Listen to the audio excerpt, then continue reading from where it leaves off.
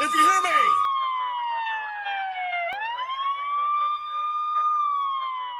What's happening, good people, and welcome to another episode of This Week in WWE. Yes, we are back. A 5-week hiatus for me and 3 weeks since we filmed our last video, but I am pleased to say the Holy Trinity is back. Yes, I am your humble host, Fraz.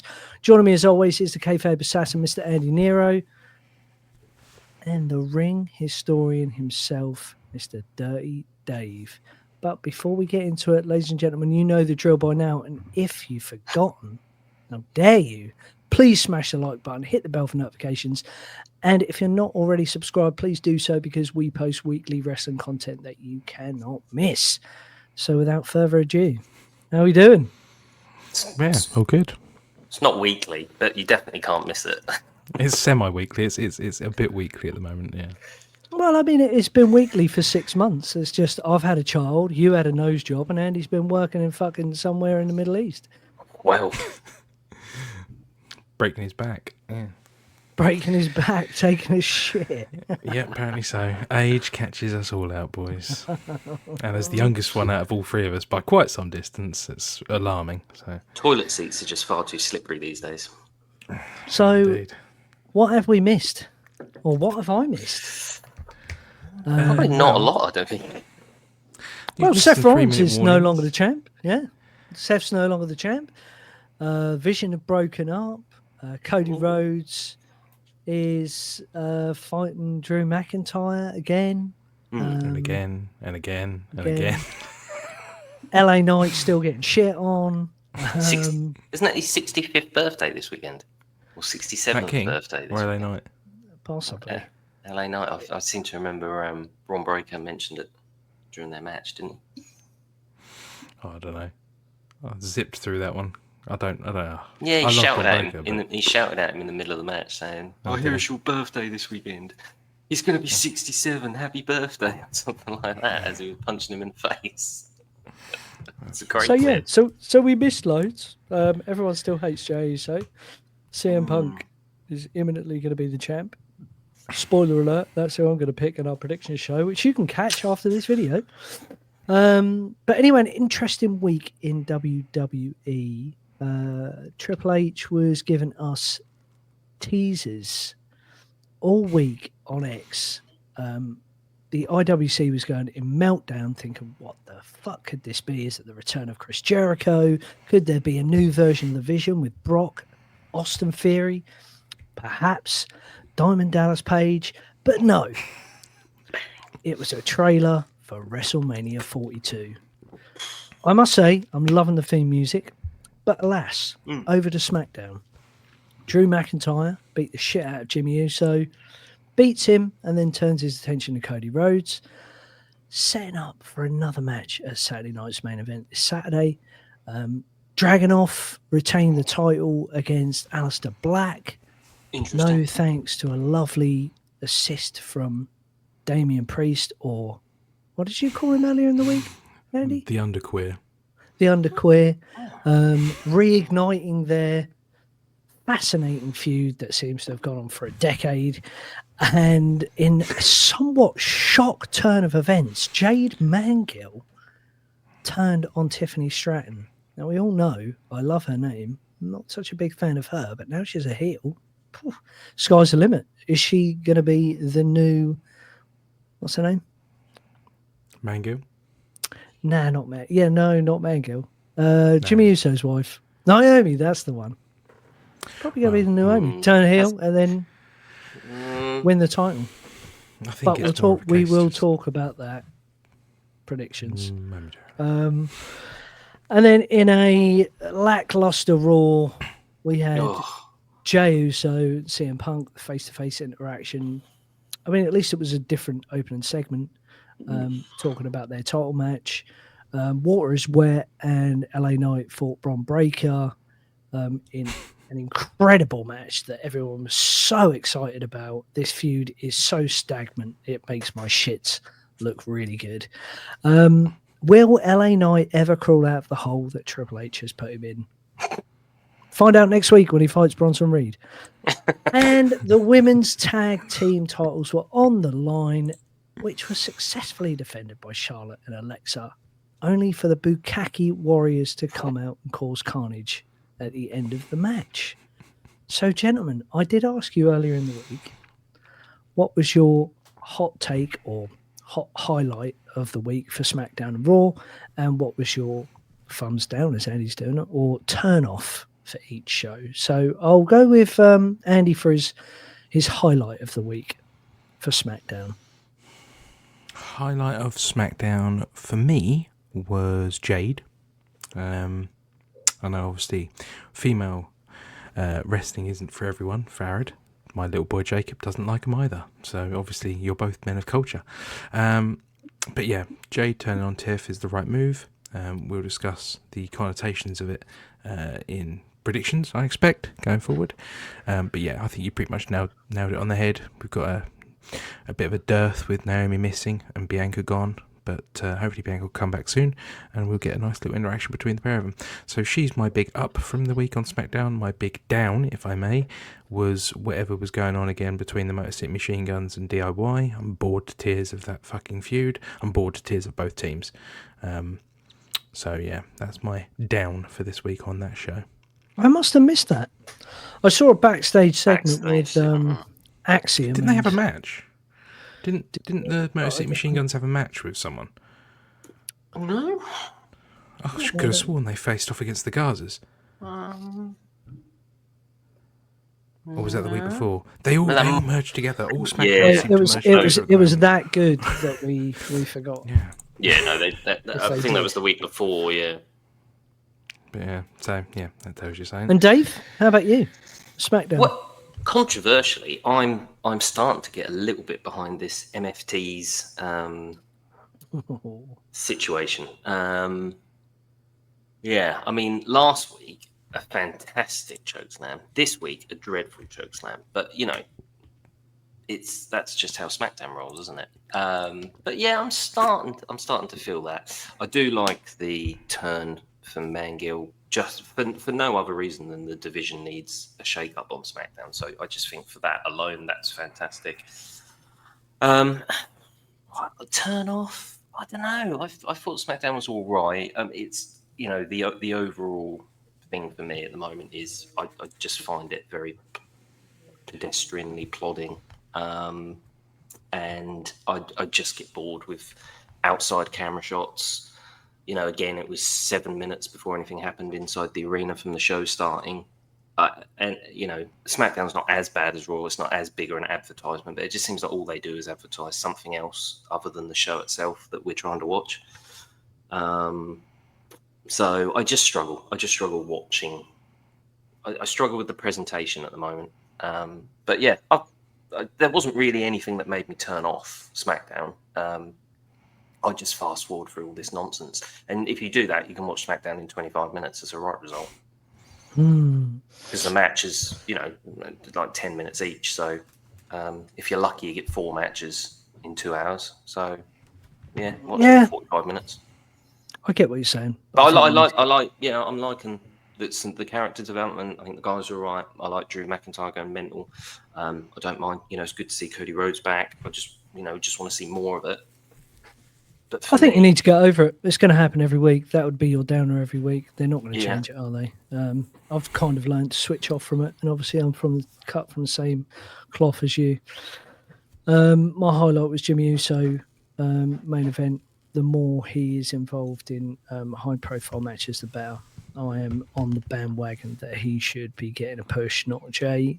And my turn off was, I mean, it's a manner of things, just stagnant feuds. I touched on it in the intro. Priest and Black, Mello and Miz. You know, that is just, you know, it's missed the gravy train right there. I could have done that weeks ago. But yeah, and the misuse of tag team division. We've already talked about it months ago. It was the hottest thing in wrestling, and now it's a turn off clearly for people like Andy. I've still got faith that Axiom will rise. For Axiom, even will rise to the top. How about Raw though, Andy? Not really much to pick from, but Well, tongue in cheek, my biggest up for the week in Raw was Nikki Bella's cheeks, which were fucking incredible. She, for her age, is unbelievable. Can I just be clear here? You're saying your up from Raw was a bottom. Correct, yes, that would be accurate. That's tongue in cheek, but in terms of the actual up, not really sure I had one. Oh, I'll tell you which one I had. JD McDonough deserves all of the pushes in the world. His match with Sheamus was really actually quite good, probably the best match of the night, and I really enjoyed their work together. And I really think following JD's lung situation that he had beginning of this year, he deserves all the pushes, and it needs to happen soon. Break up the Judgment Day, get him on the gravy train for the Intercontinental title, solo, and let him go, because he's really, really good. I like him. What was your down? Everything else on Raw, pretty much. No, I don't like being negative. I don't want to be too negative. We have a 3-minute warning about that. But yeah, no. Biggest down. The Kabuki. No, I like the Kabukis. What was my biggest down? Oh, no, fuck it. Jay Uso. I like Jay Uso, but his promos have still not got any better. He's still doing the same shtick. He tried to sell 4 letters, 1 word, again, and it's just like, my God, man. Move on. Do something else. Bring us something new. Or just stop. But I am hopeful for his heel turn. I'm hoping he actually, predictions. Dave? Yeah, the same. JD McDonough's an absolute ledge. Best match of the night by far. Still like Penta, but getting... and yeah, can't... Jay Uso bored. Just doesn't do it. His promo's not there, so I don't know why. I don't know why we're giving him promo time. Play to his strengths. And they're not. They're exposing his weaknesses, but... Yeah, that's it. He doesn't seem to be gassing himself as much as he used to on the way to the ring.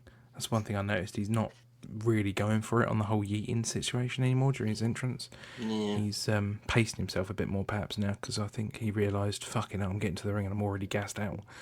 Could be part of the heel turn, or could just be the fact that he's not actually wrestling. He's just coming out, interrupting people and stuff. I don't know. Yeah, we'll see. We shall see in the prediction show.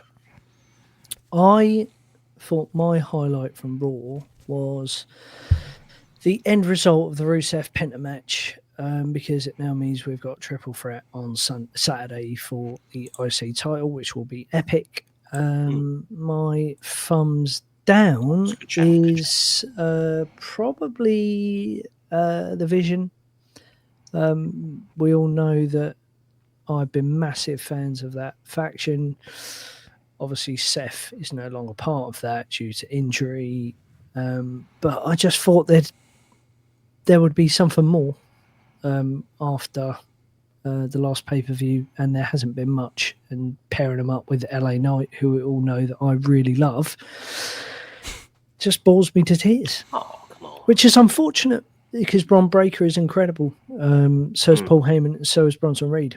They need to be doing. They need to be ending the show in a different fashion to what they have been doing for the past 5 months with Seth Rollins. But introduce a new character, or there was no reason why he couldn't be in the title picture on Saturday. But yeah, that was my down for Raw. Any other notable mentions from the week that you'd like to talk about, gentlemen, before we sign off?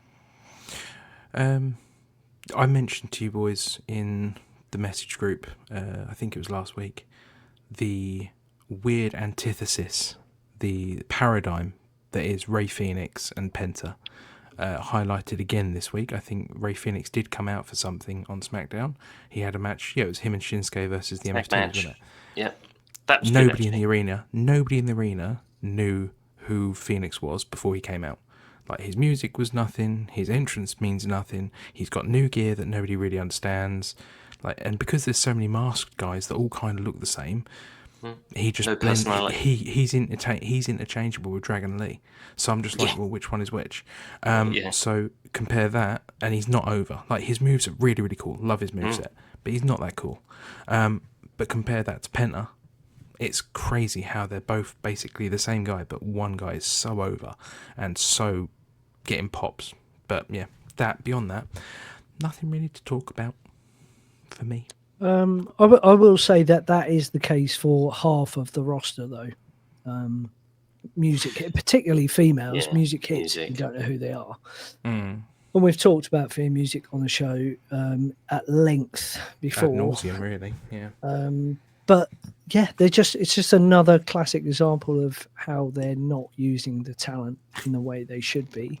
But hey, we're fans and we're always going to have a different opinion, and they always do what you don't want them to do. Take Uso and Punk as a perfect example. That's strange, that, but yeah. But there's lots of things.